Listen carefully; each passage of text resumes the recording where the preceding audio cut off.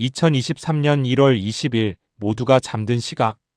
인천 원당동의 도로는 평소와 다름없이 고요했습니다. 그 정막을 깬 건 햄버거 배달을 위해 밤길을 나서야 했던 30대 가장 어씨의 오토바이였습니다. 성실했던 그의 하루는 그러나 예고 없이 덮쳐온 거대한 충격과 함께 산산조각 나고 맙니다. 편도 3차로 도로, 직선주로였습니다. 시야를 가릴 장애물도 없었습니다. 하지만 뒤따르던 SUV 차량은 브레이크조차 밟지 않고 오토바이 후면을 그대로 들이받았습니다. 충돌 직후 피해자는 차가운 아스팔트 위로 내동댕이 쳐졌습니다. 골든타임.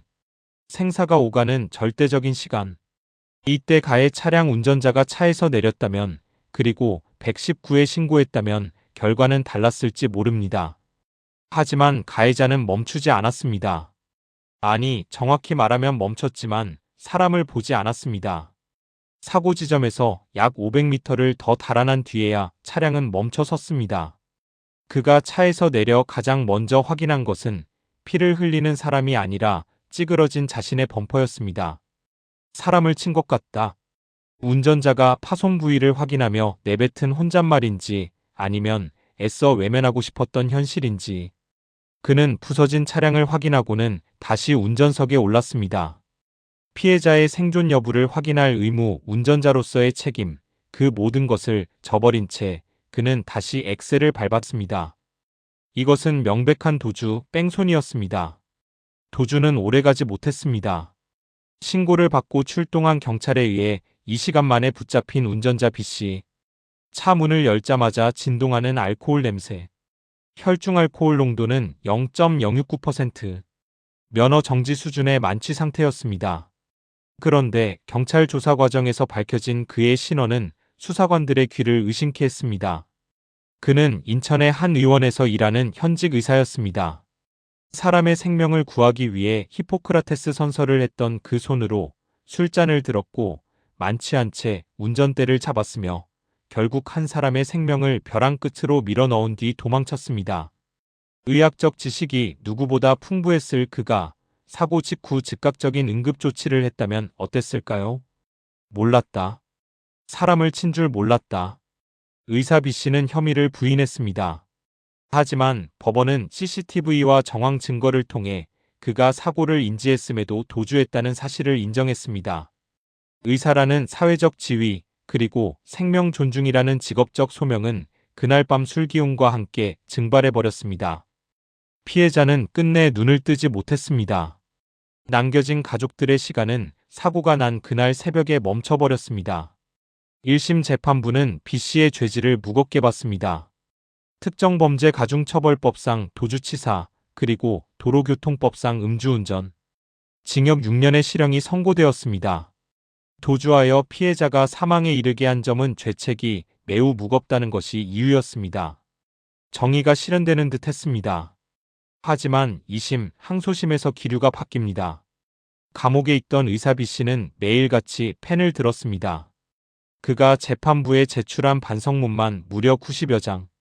여기에 더해 그는 피해자 유족을 위해 거액의 공탁금을 걸었습니다.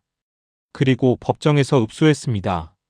다시는 운전대를 잡지 않겠다. 남은 인생을 속죄하며 살겠다. 2024년 1월 12일 항소심 선고 공판. 재판부는 원심을 파기했습니다. 징역 3년에 집행유예 4년. 실형을 살던 의사 B씨는 그 자리에서 석방되었습니다. 재판부는 말했습니다.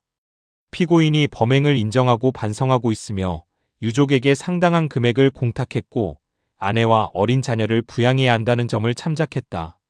사람이 죽었습니다. 가해자는 술을 마셨고 도망쳤습니다. 그런데 반성문과 공탁금, 그리고 부양가족이 있다는 이유로 감옥문이 열렸습니다. 유족들은 피를 토하는 심정으로 묻습니다. 우리 가족의 목숨값이 고작 반성문 90장입니까? 더 큰 문제는 지금부터입니다. 집행유예로 풀려난 B씨, 과연 의사 면허는 어떻게 될까요? 2023년 11월 개정된 의료법에 따르면 금고 이상의 형을 받으면 면허가 취소될 수 있습니다. 하지만 이 사건은 법 개정 이전에 발생했습니다. 즉 소급 적용이 어렵다는 법조계의 시선이 지배적입니다. 사람을 치어 죽게 하고 도망친 의사가 4년의 집행유예 기간이 지나면 혹은 그 사이라도 다시 흰 가운을 입고 환자 앞에 설 수 있다는 뜻입니다. 우리는 의사를 선생님이라 부르며 존경합니다. 생명을 다루는 고귀한 직업이기 때문입니다.